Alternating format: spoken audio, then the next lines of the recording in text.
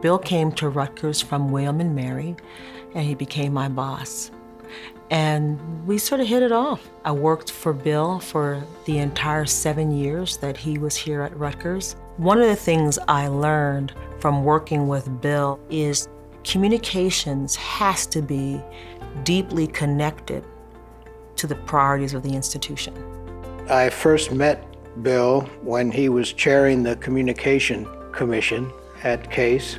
The marketing word, I think, for the first time, creeped into our vocabulary. A lot of institutions thought you build it and they'll come. But the reality was that institutions were becoming more competitive. And media was changing dramatically. Marketing added something more sophisticated. It asserted that you had to think about the product, you had to think about how your programs were priced, you had to think about how they were distributed. It was a transformational time, and Bill played a major role in it. He has played so many roles, from serving on the commission, chairing the commission, a member of the board, teaching, mentorship, and even going as far as serving as the Vice President of Communications at Case. He encouraged me to go to the Case Summer Institute.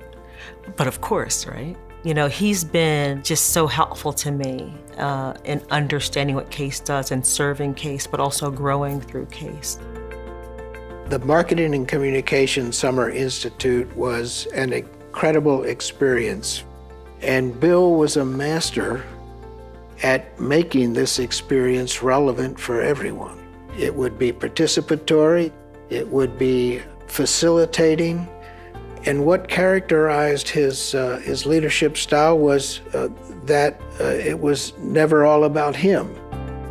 Bill taught me a lot about being a leader, and it really culminated when he was about to leave Rutgers. He called me into his office and he told me he was leaving to take a position at Dartmouth. Of course, I was heartbroken. But then he said, and guess what? The president wants you to serve in an interim capacity in my job. So I said, I don't want your job, Bill.